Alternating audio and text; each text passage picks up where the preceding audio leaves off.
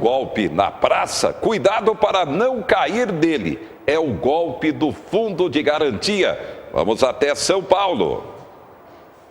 A mensagem afirma que um valor de até quase R$2.000 está disponível para saque no FGTS para quem teve um vínculo de trabalho entre 1998 e 2018. Mas é tudo falso, viu, Ana? O que acontece? O usuário recebe a mensagem no WhatsApp e ela é levado a acessar um link do site da Caixa Econômica, que na verdade é um site bem parecido com o da Caixa Econômica. Lá ele responde um questionário e é incentivado a compartilhar com os amigos. Por isso que esse golpe atingiu tantas pessoas em pouco tempo, né? Como você falou, eu vou conversar com o professor Humberto, ele é professor de tecnologia. Professor, boa tarde. O que as pessoas têm que ficar atentas nesse golpe? Bom, boa tarde. O primeiro dica que eu dou para as pessoas é verificarem se esse link que ela recebeu veio de um telefone conhecido. Então, a partir do momento que veio o telefone desconhecido, já é um motivo para desconfiança. Segunda sugestão que eu dou, entre no site da Caixa Econômica ou entre no site da empresa da onde vem a promoção e tenta verificar no site se existem informações sobre essa promoção ou sobre esse evento que estão divulgando. Essas são algumas dicas básicas, mas que já podem ajudar as pessoas a evitar esse tipo de fraude.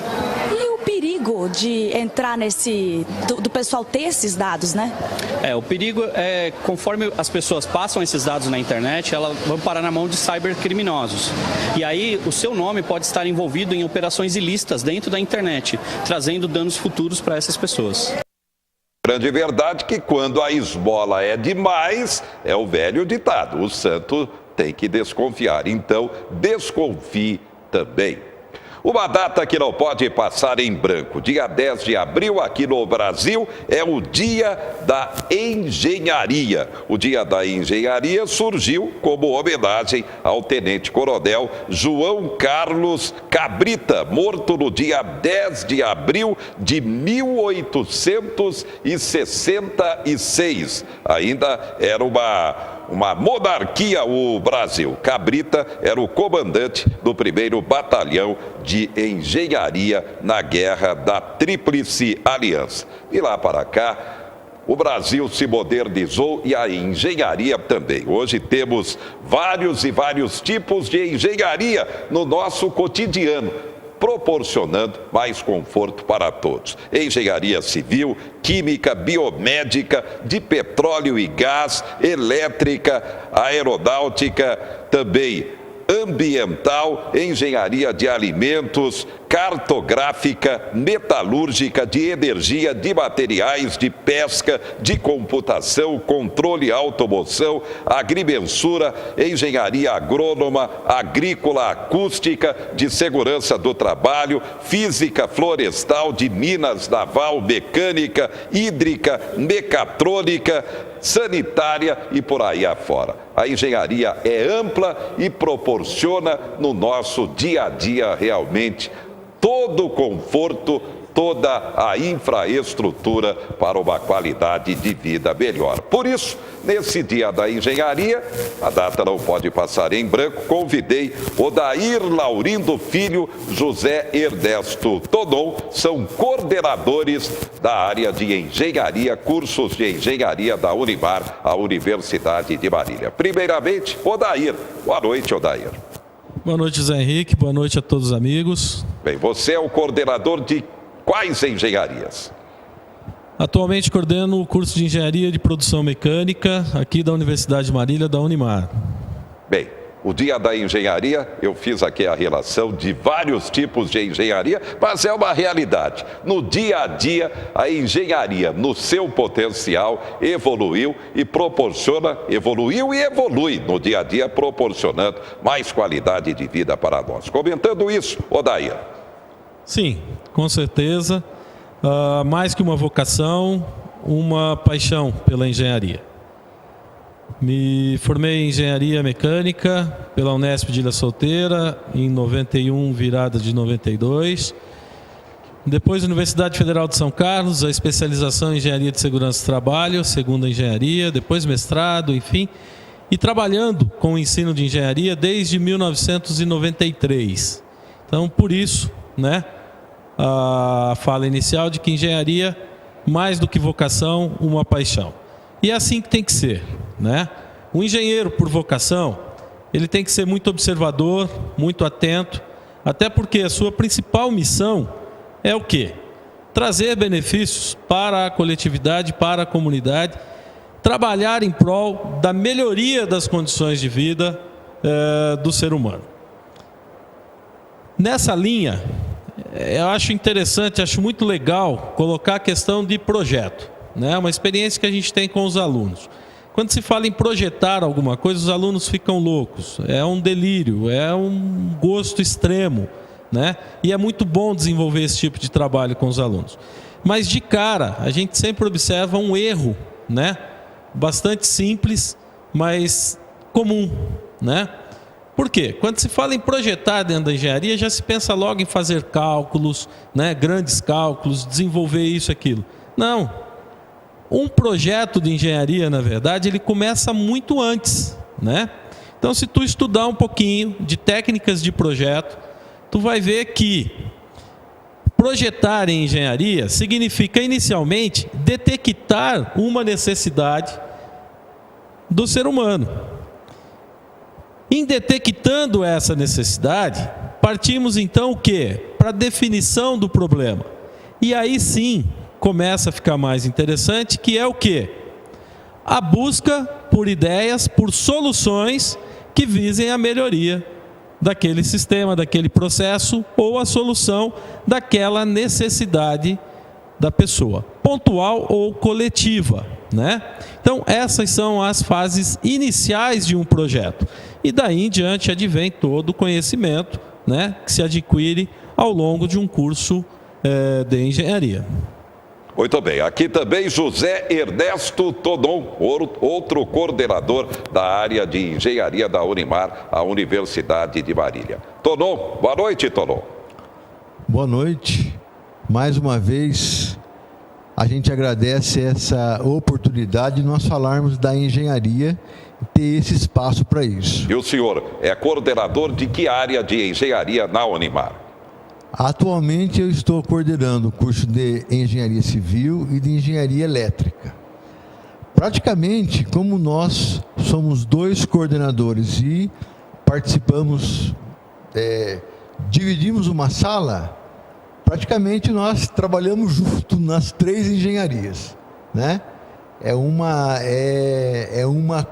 coordenação conjunta com as engenharias. No Dia da Engenharia, o seu comentário tão importante também, o perfil da engenharia no Brasil e como os vários segmentos contribuem para a nossa melhor qualidade de vida no dia a dia. Então, lembrando que o José Henrique citou algumas engenharias que existem. Mas se nós formos ver, tem muito mais engenharia dentro dessa lista.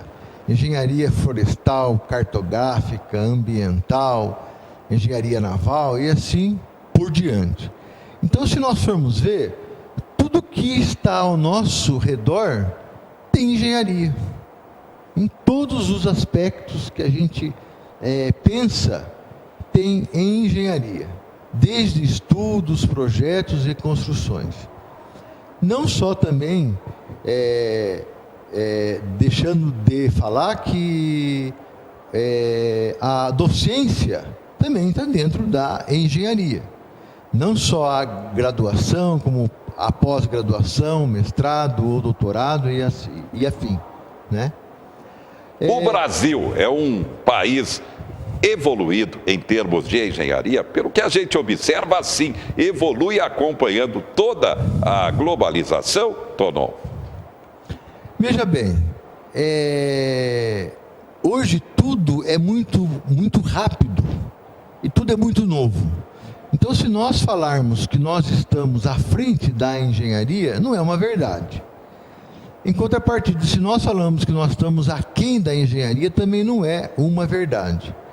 O que existe é uma constante procura e uma constante aperfeiçoamento, obrigado, da engenharia. Então, isso faz com que nos tornemos sempre avante.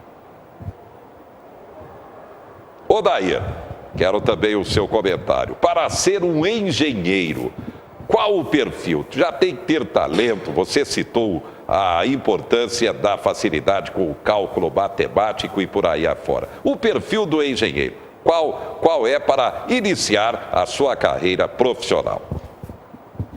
Na linha em que vínhamos comentando, né, da importância da engenharia, da evolução da engenharia, sobretudo no nosso Brasil, é importante traçar, sim, o perfil do estudante de engenharia e do futuro profissional de engenharia, onde saliento novamente o que já falei sobre a questão do observador. O engenheiro tem que ser um observador extremo, né? Ele tem que retirar daquele ambiente, daquele meio, a essência. Esse é o primeiro ponto. Segundo ponto, ele deve, obviamente, ter sim facilidades com cálculos, ter um bom raciocínio lógico, o que pode ser trabalhado, né? Desde que ele tenha realmente aquela vocação que eu falei e aquela paixão pela área. Ou seja, ele precisa desenvolver ao longo do curso as técnicas para isso. E isso é possível que seja desenvolvido dentro dos cursos. E ele precisa, acima de tudo, gostar de desenvolver, de criar soluções, tá? Na minha visão, esse é o perfil do aluno, do profissional de engenharia. E gostaria de complementar o que o colega, o que o amigo Tonon colocou, sobre a sua pergunta da evolução da engenharia no Brasil e onde que poderíamos colocar o Brasil como tecnologia de ponta. Se passarmos uma análise bastante rápida pelas áreas de engenharia, facilmente nós vamos encontrar algumas áreas que estamos bem à frente do restante do mundo e outras que estamos aquém. Agora, o importante é realmente o que o colega colocou no seguinte sentido: a evolução está, a engenharia ou as engenharias estão em constante evolução. E é aí onde diferenciamos os profissionais do mercado, né? O que eu quero ser quando crescer? Mais um ou eu quero ser um engenheiro?